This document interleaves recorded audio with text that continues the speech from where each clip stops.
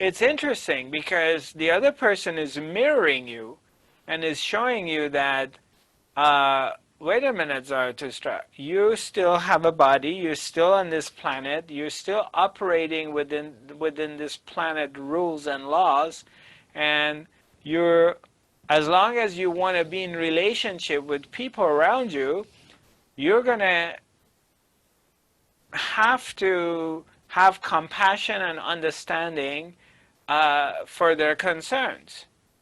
You can't be numb to that or indifferent to it, even if inside you, maybe you become numb or you're indifferent to these concerns, but in some respect of reality, that's not the case. It's very serious for a lot of people. So you got to be compassionate.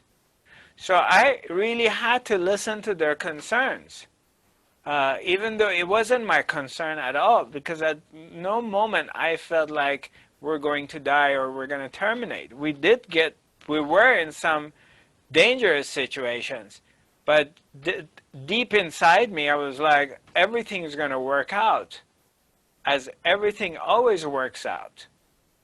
But you can't expect that from other people. So I understand that. I get it.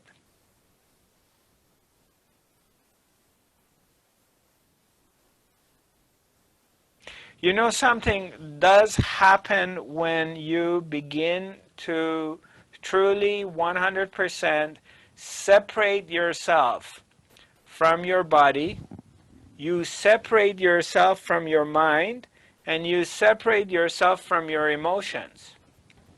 Something does happen when you do this work,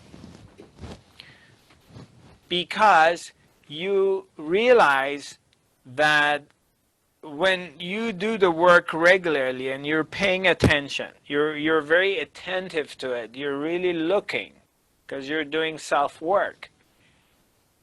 You cannot be your body. It's impossible. You cannot be your mind or your emotions, because they come and go. Everything is coming and go. Everything is changing. Your body is constantly changing, for the better or for the worse. Or maybe in a stable state for a short period of time. Your mind is always traveling. Your thoughts traveling through your mind all the time. Your emotions come and they go. You don't always have the same emotion. You're not always happy or you're not always depressed. So what happens is that you are in this place that is not touched, and it's witnessing. So there must be, when you start paying attention, there must be something that is not moving. Something is like this. Oh.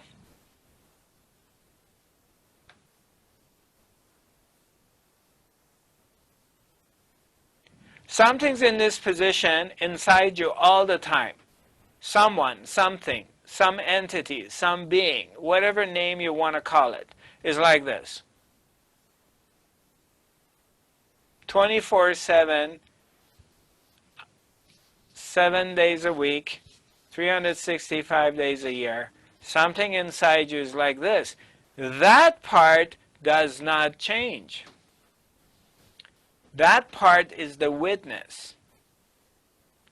It's witnessing what's changing. It can witness thoughts come and go.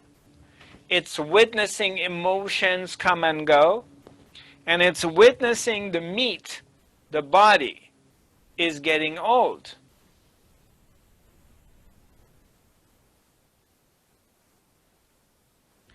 When you bring your attention to that part and you start identifying with the witness, which is you, the more you bring your attention to this part, the more you focus on this part of yourself, the more you realize what's the only thing which is real is that which doesn't change. So your attention for the first time in your life goes to the changeless, a permanent place. Something's permanently here that does not change. It doesn't get old, it doesn't get evolved, it's not bombarded by the mind, it's not emotional, it cannot be manipulated. It's something which is here all the time. And that's you. That's the real yourself. And as your attention goes into that place and you begin to discover that part, the Atma, they call it in the Sanskrit, is your soul, it's your being, it's your higher self, it's God, whatever name you want to put to it. The more your attention comes to this part, the more you begin to see the world that is changing, including your thoughts, your emotions, and your body, you begin to see that they're not real. You begin to see the politics of the world, the concerns of the world you're observing is not real. It's not even there. It becomes imagery because you're now discovering what is real. And what is real is that which doesn't change. Anything that changes is not real. The real is that which doesn't change, that which doesn't come and go. And that's what the spiritual seeker is looking for.